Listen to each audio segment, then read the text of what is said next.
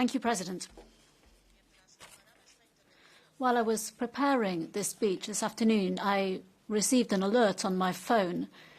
At least 59 Palestinian civilians assassinated at a food distribution point.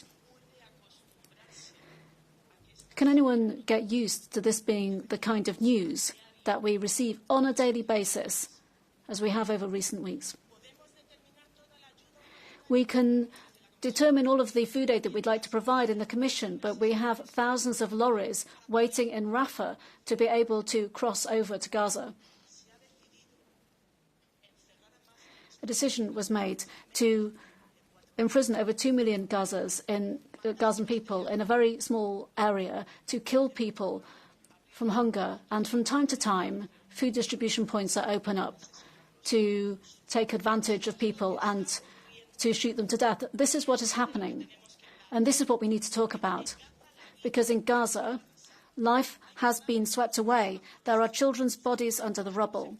There are bodies wrapped in sheets.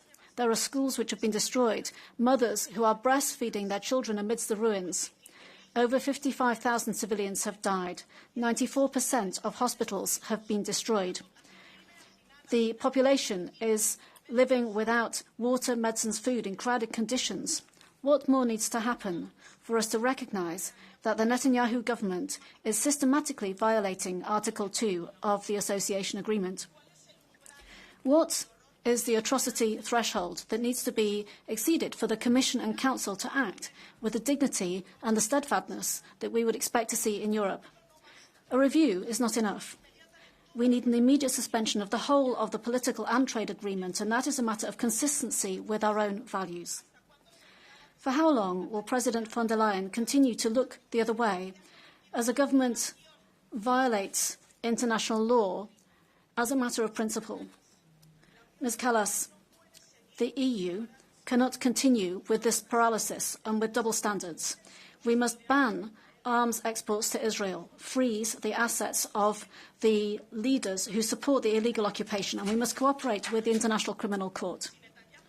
If Netanyahu travels to Europe, then member states should comply with international law. This is not about hostility, it's about principles. It's about humanity. And it's a matter of humanity, too. That means it should be clear that the people of Israel is not the same as the genocidal government of Netanyahu. Thousands of citizens are calling for the release of the hostages and for an end to the killing. But Netanyahu is continuing to hold national politics hostage. What greater betrayal can there be? What greater betrayal can there be to the people of Israel than to have given $30 million a month to Hamas since 2018?